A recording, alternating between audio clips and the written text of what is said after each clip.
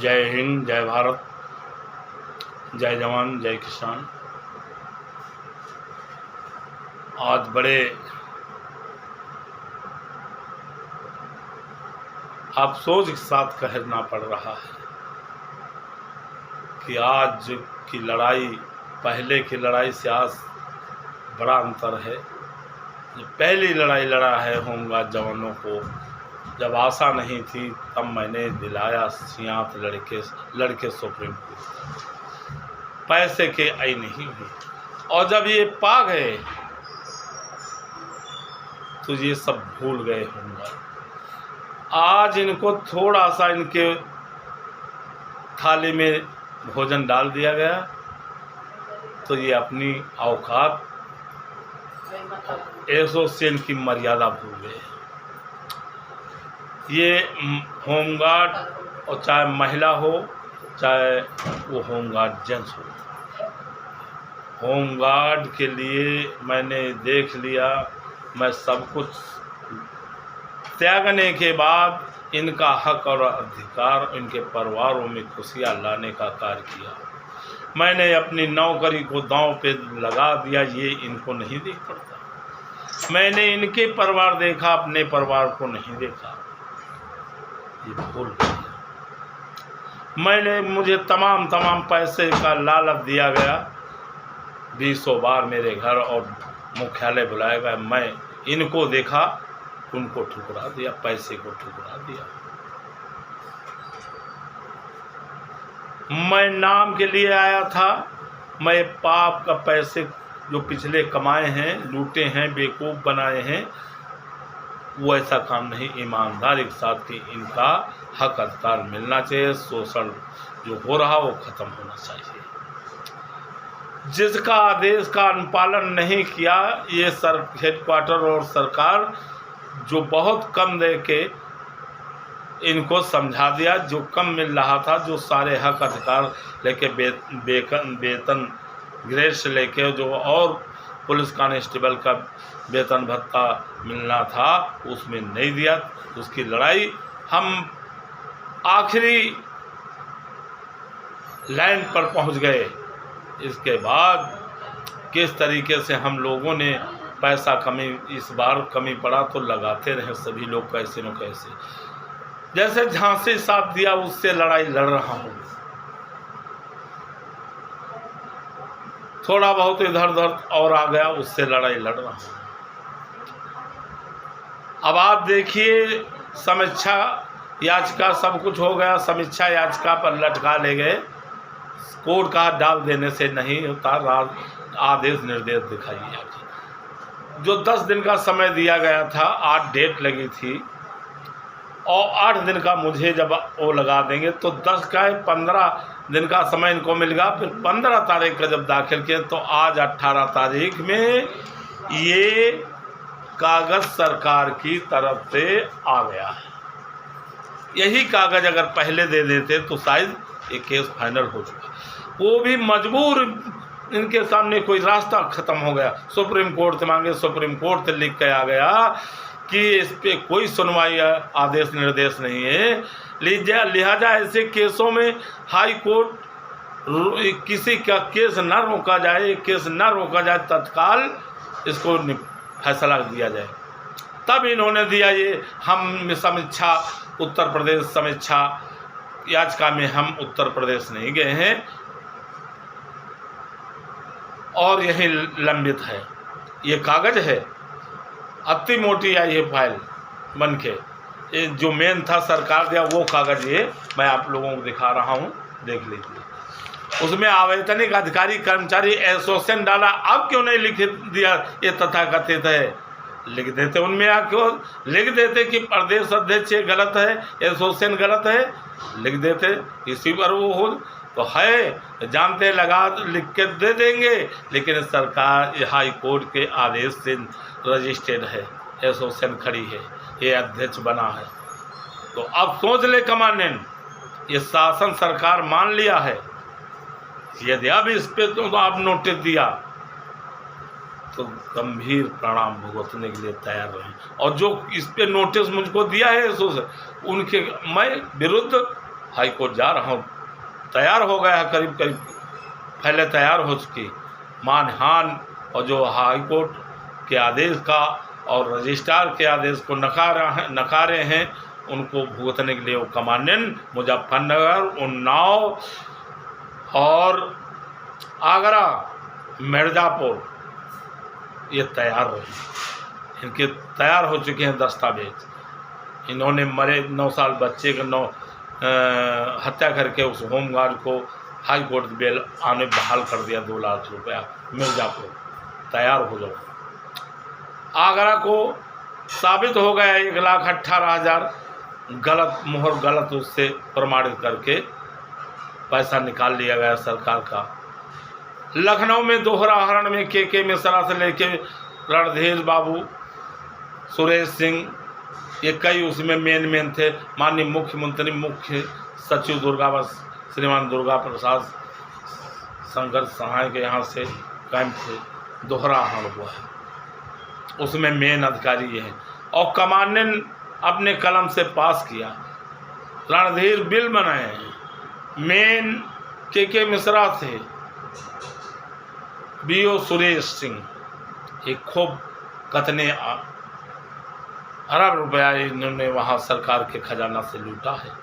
और ये नीचे से लेके सरकार तक इसमें सब खाएं, इसीलिए इस जांच में चुप पे पड़ी है और एक दिन धीरे में उसको ख़त्म कर देंगे।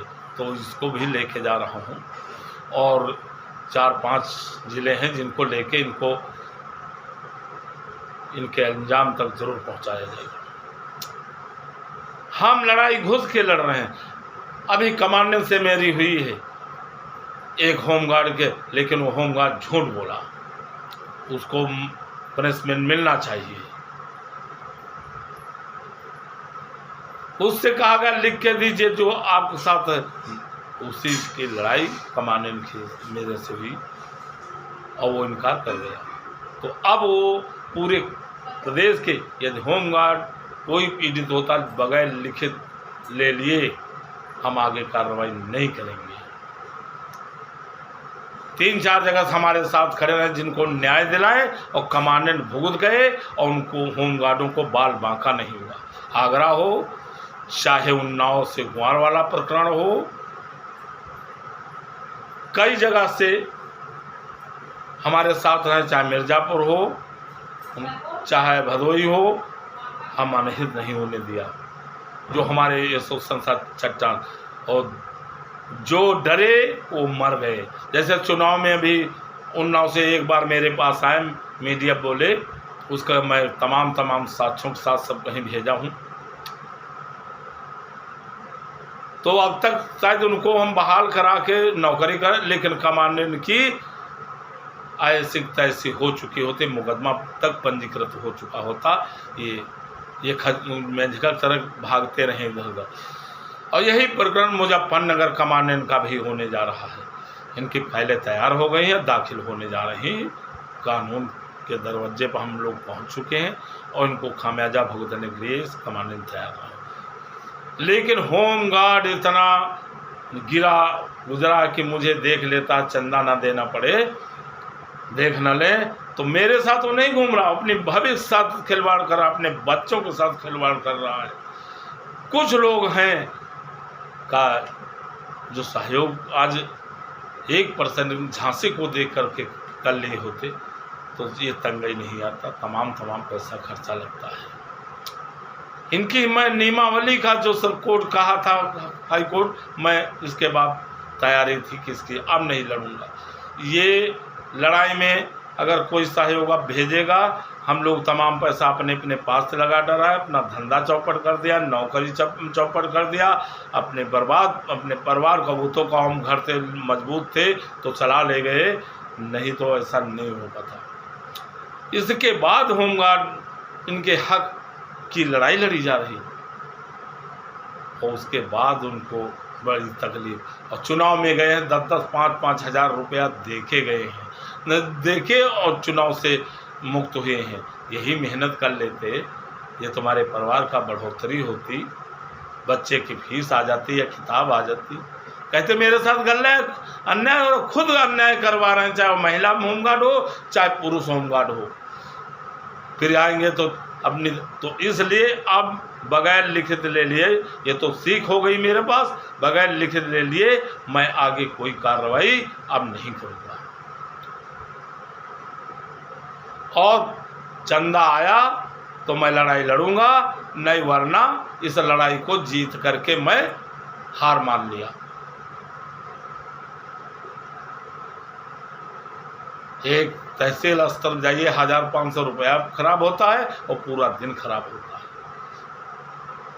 तो इसलिए ये होमगार्ड कुछ छोड़ 2% जो वाकई में गंभीर हैं, वो तन मन धन से लगे हैं, और कुछ तो ऐसे हैं जैसे इनको देशद्रोही कहा जाए, कुलद्रोही कहा जाए, संगठन विरोधी कहा जाए, वो कम होगा।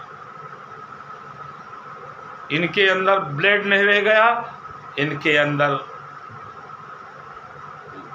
पानी ही पानी दिखाई पड़ता है। ये वर्दी का तौहीन किए घूम रहे हैं, दाग दाग किए घूम रहे हैं, और जिनको अपनी वर्दी अपने स्वाभिमान का है वो झुक नहीं रहा, वो एसोसिएशन के साथ तन के खड़ा है, सीना तान खड़ा है, वर्दी का सम्मान बढ़ा रहा, और उनको मैं सल्यूट करता हूँ। और ऐसे गद्दारों को जो प्रदेश कार्यकारिणी को ना आके उसकी बुराई करता है और पीठी घुमा लेता, ऐसे गद्दारों को, इनके साथ जो भी हो वो कम है। तो लंका पर जब भगवान गए हैं तो उनके साथ अन्याय वाकई में हो रहा था, ये बर्दाश्त भी सर से नहीं हुआ। वो कुल छोड़ के, अपना परिवार छोड़, भाई बंधु छोड़, माँ बाप छोड़ के और राम के चरणों में आ गया, उसका जीवन धन्य हो गया। उस लंका नगरी में कौन कौन की जात पात के थे आपको मुझे बताने की जरूरत नहीं।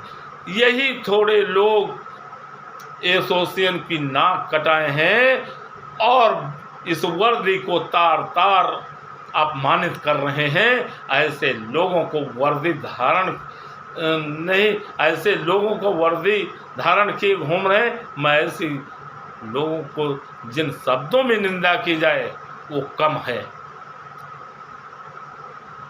ये आज गुलामी में जिए हैं सुरुस, आज उनको गुलामी पसंद है। तो वही कहते हैं कीड़ा, नाली के कीड़ा को गंदगी ही पसंद है, उसको साफ सफाई नहीं पसंद है। तो ये कीड़े हैं, ये गंदगी के कीड़े हैं। और जो 2-4-5% मेरे साथ हैं, ये शेर हैं, मर्द हैं, उनको मैं सलूट बारंबार करता हूँ। अब उन्हीं के लिए मैं, ये भी गद्दार फायदा उठा रहे थे, लेकिन मैं जीत करके ये लड़ाई को हार रहा हूँ। जय हिंद, जय भारत, जय जवान, जय किसान। मैं थोड़ा भूल गया था, अंत में जब रावण परास्त हुआ, आखिरी में राम जी गए तो कहा, राम यदि मेरा भाई साथ दे दिया होता तो मैं ये लड़ाई जीता। आपका भाई आपके साथ रहा, इसलिए लड़ाई आप जीत गए। अगर मेरा भाई मेरे साथ होता तो राम मुझसे लड़ाई नहीं जीत पाते, लेकिन वह अधर्म की लड़ाई लड़ रहा था, इसलिए उसकी हार हुई। तो इस पे सोचिए, मैं क्या कहना चाहता था वो कहा नहीं। आप लोग बुद्धिमान हैं। जय हिंद, जय भारत।